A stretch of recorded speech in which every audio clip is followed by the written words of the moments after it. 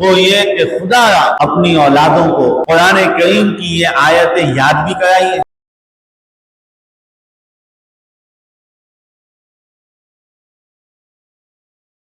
اور ان آیتوں کی روشنی اپنی اولاد کو دینے کی کوشش کی۔ اپنی زندگی کا ایک بڑا مقصد یہ بنائیے کہ میرے بچے،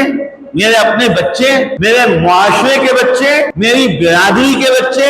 میرے محلے کے بچے، جہاں تک ممکن ہوگا میری ذات کا جو بجٹ ہے یا میری کمائی کا جو زیادہ بجٹ ہے وہ ان کی تعلیم کے اوپر میں خرچ کروں، اپنے بجٹ کے ایک بڑے حصے کو تعلیم پر، کسی یتیم کی تعلیم ہو، اپنی اولاد کی تعلیم ہو، تعلیم کے لیے اولاد کے نخرے اٹھانے پڑے، تعلیم کے لیے اولاد پہ خرچہ، بولا خدا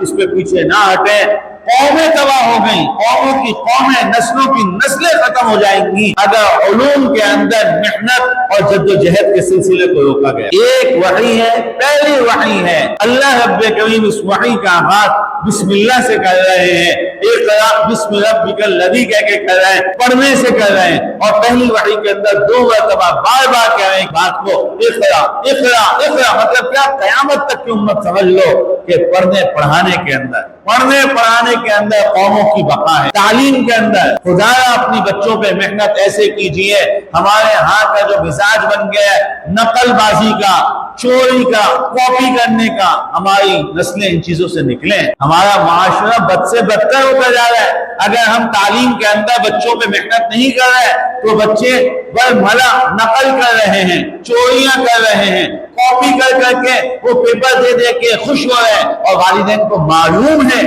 اور والدین پھر بھی کچھ نہیں کہہ رہے۔ یہ بہت خوفناک صورتحال، بہت خوفناک صورتحال کی طرف ہمارا معاشرہ جا رہا ہے۔ اپنی اولادوں میں، اپنے بچوں میں، اپنے بہن بھائیوں کے بچوں میں، میں نے عرض کیا جہاں تک ممکن ہے اپنے بچوں سے، اپنی نسل کے بچوں سے، اپنے بہن بھائیوں کے بچوں سے، اپنی برادریوں میں بچوں کو دیکھیں، اپنے محلے میں بچوں، جہاں جس پہ بچے پہ آپ پڑھائی کے لیے ہاتھ رکھ سکتے ہیں ہاتھ رکھیں، اور عزم کیجئے کہ میں نے اس بچے کو پڑھانا ہے۔ اگر ہماری قوم کا، اگر ہماری نسل کا، اگر ہماری برادری کا کوئی بچہ جاہل ہے اور جہالت کی بنیاد پہ کہ وہ ڈاکو بن رہا ہے، وہ چرسی موالی بن رہا ہے، تو یقین جانیے کہ میں اور آپ ہم سب مجرم ہیں۔